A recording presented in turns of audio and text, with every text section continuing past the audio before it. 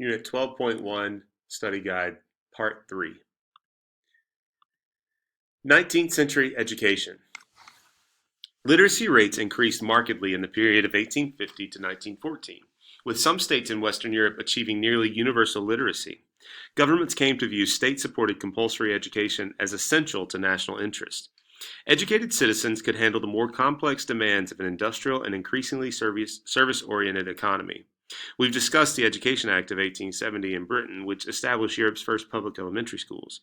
For nations like Germany, the traditional gymnasia and Realschule systems were expanded and extended to all classes. Literate citizens held political opinions and could read dissenting opinions, however. Governments increasingly exploited nationalism and xenophobia for purposes of national unity. 19th century family. In Britain, Queen Victoria became the model of domestic propriety. This Victorian ideal reflected distinct gender roles for men and women. Males were to dominate through the rough and tumble public sphere of business, politics, and war, while women managed the domestic sphere. In this model, the house was viewed as a refuge from the harsh world outside, and the house was viewed as a refuge from the harsh world outside, and women were viewed as its moral guardians. With the decline in birth rates, European families invested increasing resources in the upbringing of their children. Intellectual calls that childhood should be viewed as a distinct and important phase of development slowly seep down to all classes. First, mass politics in the 19th century. First, in communications with telegraphs, the telephones, radio, and cheap newspapers, governments both responded to and manipulated public opinion. Literate and educated citizens demonstrated awareness of political issues and expected governments to reflect national interests.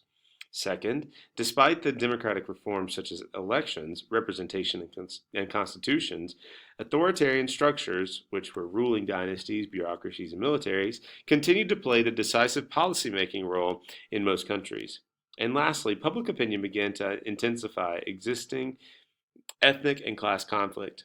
Outsiders, such as women, workers, and ethnic and religious minorities, demanded inclusion in the political processes, while demagogues fanned popular hatred, such as anti Semitism and extreme nationalism. Naturalism in literature. Henrik Ibsen.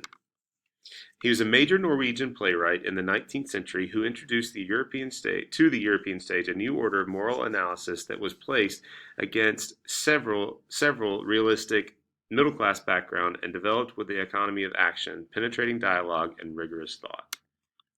Fyodor Dostoevsky. Russian novelist and short story writer whose psychological penetration into the darkest recesses of the human heart, together with his unsurpassed moments of illumination, had an immense influence on the 20th century fiction. He is usually regarded as one of the finest novelists who ever lived.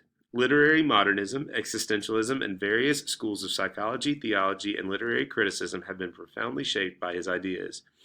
His works are often called prophetic because he so accurately predicted how Russia's revolutionaries would behave if they came to power. In his time, he was also renowned for his activity as a journalist. Impressionism in art.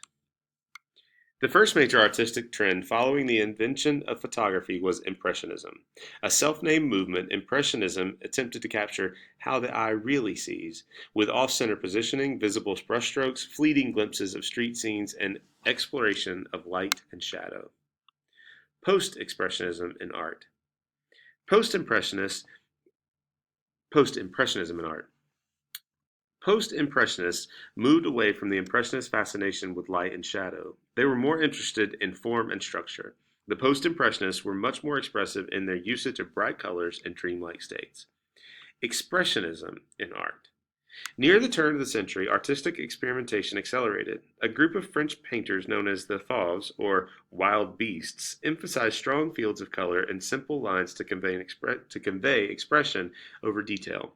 The Fauvists and later Expressionists believed that the key task of the artist was not to represent but to convey an emotional stance, to appreciate the intensity of expressionist distortion and the use of color to capture angst and alienation in modern Europe.